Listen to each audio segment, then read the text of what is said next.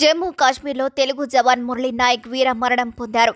మురళీ స్థలం సత్యసాయి జిల్లా కల్లితండ గ్రామం. పాకిస్తాన్ భారత్ సరిహద్దుల్లో ఉద్రిక్తతల వేళ ఈ ఘటన జరిగింది. పాక్ 2 రోజులుగా జమ్మూపై విచక్షణారహితంగా కాల్పులు జరుపుతోంది. పౌర నివాసాలు, సైనిక పోస్టుల టార్గెట్గా దాడులకు పాల్పడింది. ఈ దాడిని ఎదుర్కొంటూ భారతీయ జవాన్ అసువులు బాశాడు. తెలుగు జవాన్ మృతిపై సీఎం చంద్రబాబు దిగ్భ్రాంతి వ్యక్తం చేశారు. జవాన్ కుటుంబానికి అండగా ఉంటామన్నారు. ఇక ఇదిలా ఉంటే సరిహద్దుల్లో పాక్ కుట్రలు కొనసాగుతూనే ఉన్నాయి. భారత్ను నేరుగా ఎదుర్కోలేక దొంగ దెబ్బ తీసే ప్రయత్నం చేస్తోంది. భారత్ దాడులతో బెంబేలెత్తుతున్న పాక్ ఉగ్రముఖల్ని కాశ్మీర్లోకి పంపించేందుకు కుట్రలు చేసింది. నిన్న రాత్రి బోర్డర్ దాటడానికి వీలుగా సాంబా సెక్టార్లోని ధందర్ పోస్ట్ దగ్గర పాక్ ఆర్మీ కాల్పులు జరిపింది. భారత సైన్యం దృష్టి మళ్లించి ఉగ్రవాదులను పంపేందుకు పాక్ ప్లాన్ చేసింది. పాకిస్తాన్ కుట్రను పసిగట్టిన బీఎస్ఎఫ్ సరిహద్దు దాటడానికి ప్రయత్నించిన 7 జైషే ఉగ్రవాదులను కాల్చి చంపింది. మరోవైపు ఆపరేషన్ సింధూర్ నెక్స్ట్ లెవెల్కి చేరుకుంది. భారత్ పాక్ మధ్య యుద్ధ వాతావరణాన్ని తలపిస్తుంది. పాకిస్తాన్ దుశ్చర్యలకు గట్టిగా బదులిస్తుంది ఇండియన్ ఆర్మీ. దాయాది దేశాన్ని చావు దెబ్బ కొడుతుంది. ఎయిర్ డిఫెన్స్ వ్యవస్థను కూడా కుప్పకూల్చింది. ఈ విషయాన్ని అధికారికంగా ప్రకటించాయి భారత బలగాలు. మరోవైపు సరిహద్దుల వెంబడి పాకిస్తాన్ ఇంకా కాల్పులు జరుపుతూనే ఉంది. దీంతో భారత్ పాకిస్తాన్ మధ్య ఉద్రిక్త వాతావరణం కొనసాగుతుంది. పాకిస్తాన్ దాడులకు ధీటుగా బదులిస్తోంది ఇండియన్ ఆర్మీ. పాకిస్తాన్కు చుక్కలు చూపిస్తోంది. ఏకకాలంలో 9 ప్రాంతాల్లో దాడులు నిర్వహించింది. కీలక నగరాలైన లాహోర్, కరాచీ, రావల్పిండి, అటోగ్, గుజ్రాన్వాలా, చెక్వాల్, బాహ్వల్పూర్, మైనివాలీ, చోర్ ప్రాంతాల్లో అటాక్ చేసింది. భారత డ్రోన్లు దాడులు చేశాయంటూ పాక్ ఆర్మీ డీజీ స్వయంగా ప్రకటించారు. అర్ధరాత్రి నుంచి దాడులు కొనసాగుతున్నాయి. దీంతో లాహోర్, ఇస్లామాబాద్లో హై అలర్ట్ ప్రకటించారు. ఇతర నగరాల్లో వార్ సైరన్స్ మోగుతున్నారు. అయితే భారత స్థావరాలను లక్ష్యంగా చేసుకొని పాకిస్తాన్ చేయబోయిన దాడిని భారత బలగాలు తిప్పికొట్టాయి. భారత వైమానిక దళం S-400 సుదర్శన చక్ర వాయు రక్షణ క్షిపణి వ్యవస్థలు పాక్ దాడులను అడ్డుకున్నాయి. భారతీయ సేవలో సుదర్శన్ అని పిలువబడే S-400కు సుదర్శన చక్రం అని పేరు పెట్టారు. ఇది ప్రపంచంలోనే అత్యంత ఆధునాతనమైన దీర్ఘ శ్రేణి వాయు రక్షణ క్షిపణుల్లో ఒకటి. అయితే Indian Air Force command control నెట్వర్క్తో అనుసంధానించబడింది. S-400 స్క్వాడర్లో 2 బ్యాటరీలు ఉంటాయి. ఒక్కొక్కటి 6 లాంచర్లు. అధునాతన రాడార్ నియంత్రణ కేంద్రంలో అమర్చబడి ఉంటాయి. భారత రక్షణ నుంచి 2 స్క్వాడర్లను కొనుగోలు చేసింది. వాటిలో 3 ఇప్పటికీ పనిచేస్తున్నాయి. 2026 నాటికి మరో 2 అందుబాటులోకి వస్తాయి. మరి ఈ వీడియోపై మీ అభిప్రాయాలు కూడా ఖచ్చితంగా కామెంట్ ద్వారా తెలియజేయండి. మరిన్ని అప్డేట్స్ కోసం మా ఛానల్ని లైక్ చేయండి, షేర్ చేయండి, సబ్స్క్రైబ్ చేయండి. అబ్బా అక్కడి నుంచి అక్కడే కష్టపడి చదివించుకొని పిల్లల్ని చదివించుకొని ఉన్నాం ఒకే కొడుకే. ఇక్కడ భూమి ఏమన్నా వంతుంది అంటే ఏం లేదు. నీ భాగానికైనా అందరికీ గెలిపా అంతే. అప్పుడు ఎప్పుడు పంట పెట్టిస్తాను లాస్ట్ ఎప్పుడు వచ్చింది ఈ ఊరికి. ఇప్పుడు అంటే జాతర వచ్చినాము. ఇంతకు ముందు 6 నెలలకి అట్లా 3 నెలలకి వీలు పడినప్పుడు వస్తాం సార్. వచ్చి 10 రోజులు ఉంటాను. ఈ అబ్బాయి ఇప్పుడు దీంట్లోకి 2 years ఆయన. అదేదో 2022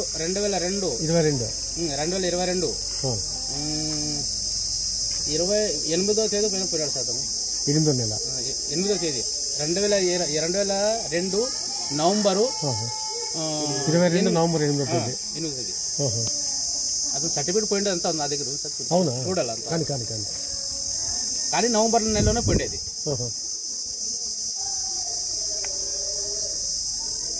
గవర్నమెంట్ మధ్యలో అగ్నివీర దాంట్లో చేరండి కరెక్ట్ గా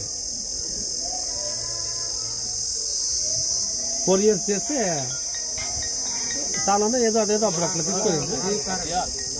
వాళ్ళు ప్లానింగ్ ఎట్టు సార్. దాంట్లో మాత్రము అగ్రిమెంట్ 4 years అగ్రిమెంట్. అంటే ముందుకు 22, 23, 24, 25, 26 నెక్స్ట్ వచ్చే సంవత్సరానికి అయిపోవచ్చు. జనవరి నవంబర్కు 26 నవంబర్కి అయిపోతుంది. కుండి 15 రోజుల నుంచి అయింది అక్కడ జమ్మూ కాశ్మీర్. ఆ పక్క గలాటు 15 రోజులు. అవును అంతే కదా. మనకు వాళ్ళు కొంతమంది నిర్దేశారు కదా తీసుకొని వాళ్ళు అక్కడ టూర్ పోయింటారట మన ఇక్కడి నుంచి. వాళ్ళకి వీళ్ళు పాకిస్తాన్ వాళ్ళు కాల్ చేసినారు.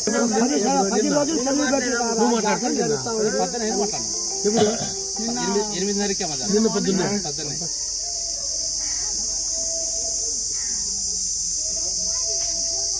9:15 నిమిషాలు హిందీలో మాట్లాడా. వాళ్ళమ్మ ఫోన్ మీద ఇచ్చింది నా భార్య మీద ఫోన్ చేసింది. ఆ నెంబర్ ఉందేమో, ఆ నెంబర్ చేస్తే ఇందులో మాట్లాడితే నా భార్య సరిగా అర్థం కాలే. మళ్ళీ నాకు ఇచ్చా, మురళి గురించి మాట్లాడుతున్నారు చూడని నేను మాట్లాడితే सर कौन बोले, हिंदी में बोले सर कौन, आप कौन है? मुरली का मूड मुरली नायक कौन है? सर मेरा लड़का है। अच्छा, थोड़ा टाइम रुक गया बात करने में, तो उसने बोला रात को 3-3:30 बजे फायरिंग हुआ, उसमें बहुत भाद्रशाली से फायरिंग किया हो, हिम्मत से बेचारे उसको फिर भी उसको बचाने उसको अपना बचाने की कोशिश किया, फिर भी उसको ज़्यादा बोले दबाव हो गया फायरिंग में, उसमें तुम्हारे लड़के को गोली लग गई, डेड हो गए।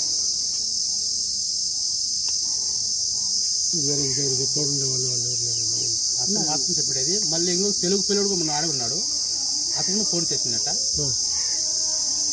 అతనితో మీరు మాట్లాడితే నేను మాట్లాడడం లేదు.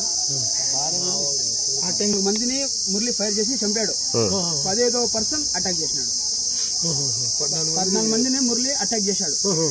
బాగా పోరాడు. 14 మంది చంపినాడంట. 14 మందిని మురళి बहुत भाद्रशाली से मारा, बहुत हिम्मत से 15వ బుల్లెట్ ఎవరు లేరనుకొని వాళ్ళకి ఒక సిగ్నల్ వస్తుంది అనమాట, ఇక్కడ ఎవరు లేరంత అని. ఫైర్ బ్యాక్ నుంచి ఫైర్ షూట్ జమ్మూ కాశ్మీర్ మధ్యలో పంజాబ్ లో నుంచి జమ్మూ కాశ్మీర్ వెళ్తున్నారని చెప్పారు. 14 మందికి ఫైర్ చేసేసినాడు పిల్లడు. 15 మందికి మొదటిగా వచ్చేసి సార్ తను ముంబై ఇచ్చారు. ట్రైనింగ్ అస్సాం నుంచి మన జమ్మూ కాశ్మీర్ ట్రైనింగ్ జరిగినది నాసిక్, ముంబై. ట్రైనింగ్ అయిన తర్వాత అస్సాం కట్టు డ్యూటీ. అస్సాం నుంచి మన జమ్మూ కాశ్మీర్కి వేసినారు. అస్సాం నుంచి జమ్మూ కాశ్మీర్కి చేంజ్ చేసినారు. జమ్మూ కాశ్మీర్ లో 2 కాళ్ళు చేసి 16వ రౌండ్కి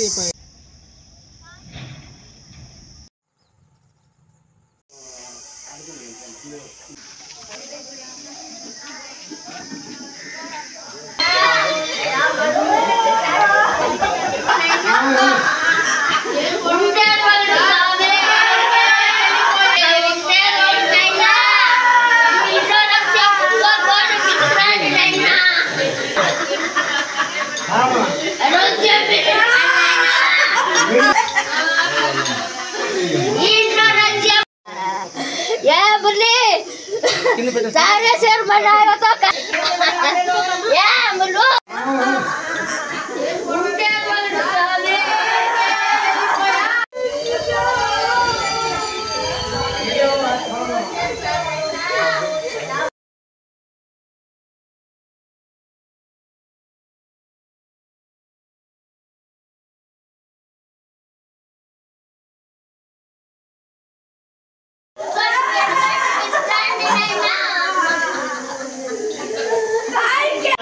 అంతా ఉంటాము.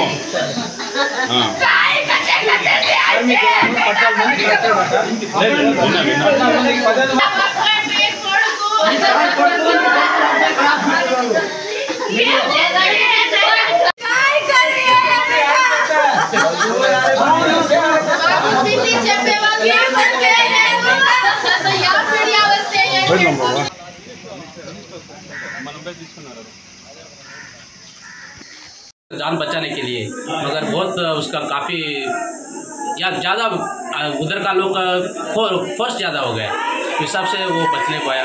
ये भी बहुत भाग्यशाली के आगे बढ़ के बहुत भाग्यशाली शहीद किया है, उसके लिए मैं धन्यवाद करता हूँ। मैं टैंक्स करके मेरे को मेजर साहब ने बोला, सवेरे कॉल किया तभी।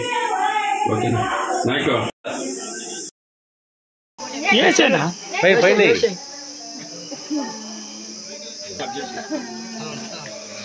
అక్కడి నుంచి పెట్టు.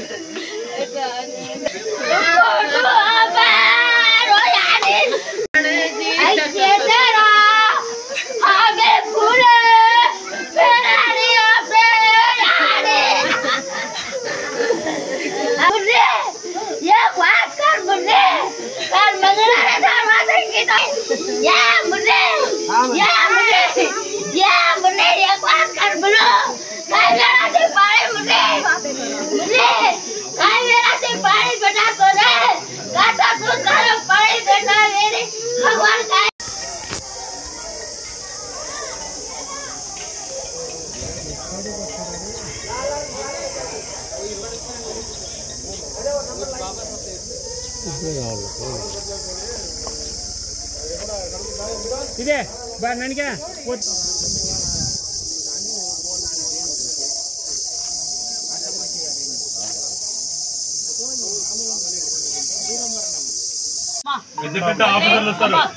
అమ్మా ముఖ్యమంత్రి గారు సెపరేట్ గా మన రాష్ట్రం తరఫున అందజేస్తారు, ప్రధానమంత్రి గారు అందజేస్తారు. ఈ సేవలు గుర్తిస్తాం.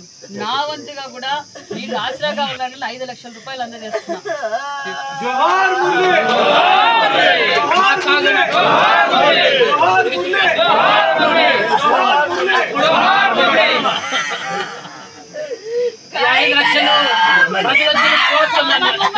నువ్వు ధైర్యం ముందు తల్లి. అమ్మ అమ్మ నీ కొడుకు అమ్మ అమ్మ అమ్మ అమ్మ అమ్మ అమ్మ అమ్మ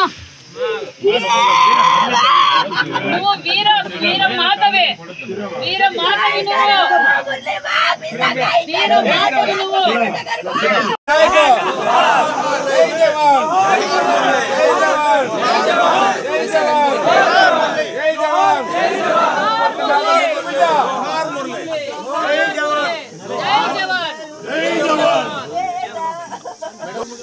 నేను అదే పని మీద మాట్లాడారు, డిఎస్పీ గారు మాట్లాడారు. రేపటికంతా బాడీ తీసుకొచ్చి రేపటికంతా రేపు మధ్యాహ్నం అన్నారు. కేంద్ర ప్రభుత్వం నుంచి పెద్ద పెద్ద అధికారులు వస్తారు. అందరూ వస్తాము. మేము అన్ని లాంఛన ప్రభుత్వ లాంఛన ఇప్పుడు మురళీ నాయక్ వైపు చూస్తుంది దేశమంతా. అమ్మా పెద్ద పెద్ద ఆఫీసర్లు వస్తారు. అమ్మా అమ్మా ముఖ్యమంత్రి గారు సెపరేట్ గా మన రాష్ట్రం తరఫున అందజేస్తారు, ప్రధానమంత్రి గారు అందజేస్తారు. ఈ సేవలు గుర్తిస్తాం. నా కొద్ది నీళ్ళు తీసుకోండి లోపల.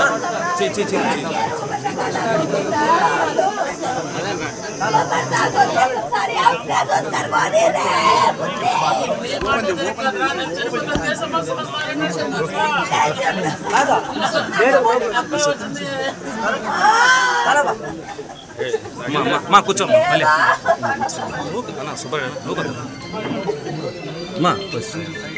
కూర్చోమ్మా.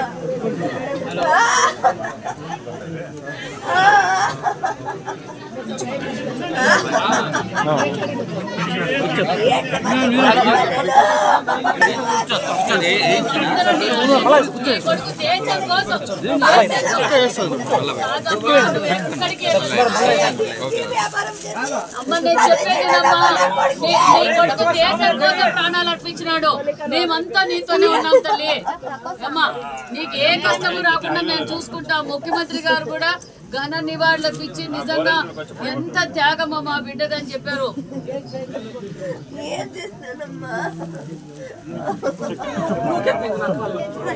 దేశం కోసం ప్రాణాలు అర్పించాడమ్మా.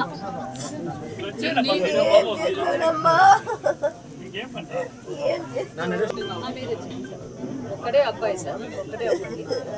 వాళ్ళ పేరెంట్స్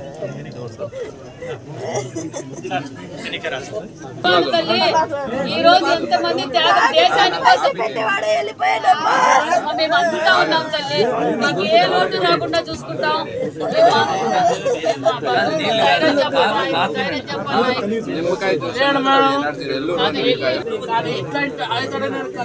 ముందు నుంచి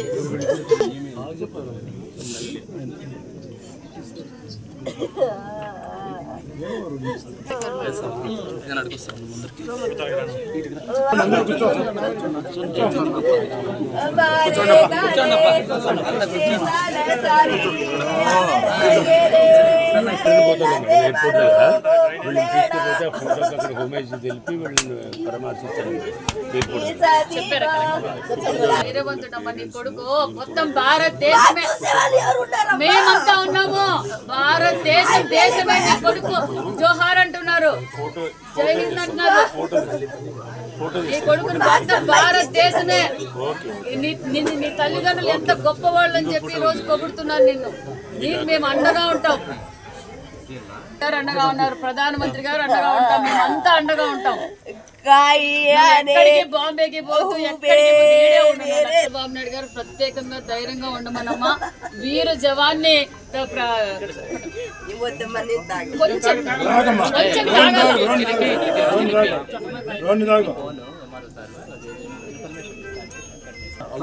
జన్మనిచ్చిన తల్లిదండ్రులమ్మా. మీరు గొప్పోళ్ళు.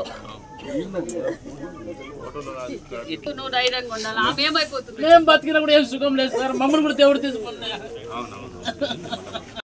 नायक अमर है, जोहार मुरली नायक, जोहार मुरली नायक, जोहार मुरली नायक. తప్పదు, కానీ చరిత్రలో సూర్యచంద్రులు ఉన్నంత కాలము మలవలేని వారు కొంతమందే ఉంటారు. మన చరిత్ర ఈరోజుకి స్వాతంత్రం కోసం ఎంతో మంది పోరాట త్యాగం చేసినందుకు ఈరోజు మన స్వాతంత్రం వచ్చింది. ఈరోజు మన మురళీ నాయక్ కూడా ధర్మం కోసం, దేశం కోసం ప్రాణాలు వదిలిన వీర సైనికుడనే చెప్పాలి. ఎందుకంటే అతి చిన్న వయసులోనే నేను ఒక్క రోజైనా సైనికునిగా ఉండి మరణించేదే తప్ప ఆర్మీకి పోకుండా ఉండనని తల్లిదండ్రులతో, గ్రామస్తులతో, అంటే అతనిలో ఉన్న దేశం మీద ఉన్న భక్తి ఏంటో ఆయన మరొకసారి కూడా చూపించారు. మరి నిజంగా మరి ఈ సత్యసాయి జిల్లా పెనుగొండ నియోజకవర్గం గోరెంట్ల మండలంలోని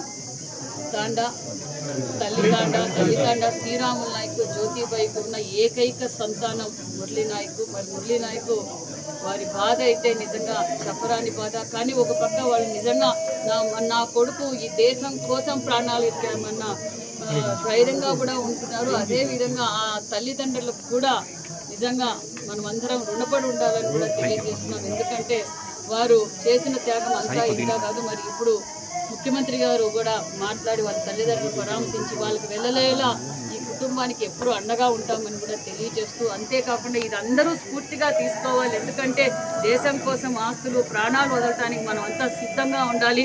ఎందుకంటే ధర్మం కోసం ఈరోజు మనం పోరాటం చేస్తున్నాం. ఒక పక్క నరేంద్ర మోడీ గారు కావచ్చు, ఒక పక్క మన ముఖ్యమంత్రి చంద్రబాబు నాయుడు గారు మన దేశం కోసం అన్ని వేళలా అన్ని శ్రమించడానికి మనం సిద్ధంగా ఉండాలని కూడా తెలియజేస్తూ, ఖచ్చితంగా పాకిస్తాన్ని భూస్థాపితం చేయబోతున్నామన్న విషయాన్ని కూడా మేము తెలియజేస్తున్నాం. ఎందుకంటే ఈరోజు మనం న్యాయబద్ధమైన పోరాటం చేస్తున్నాం. మరి ఎంత కిరాతకంగా హత్యలు చేశారో మనం అందరం చూసాం. మరి ఇలాంటి వీర జవాన్ల మరణం వృధా కాదు. ఖచ్చితంగా మనం పాకిస్తాన్కి తగ్గ బుద్ధి చెప్తామన్న విషయం కూడా తెలియజేస్తూ, ముఖ్యమంత్రి గారు కూడా వారి తల్లిదండ్రులతో కూడా మాట్లాడారు, పరామర్శించారు, ధైర్యంగా ఉండమని కూడా చెప్పారు.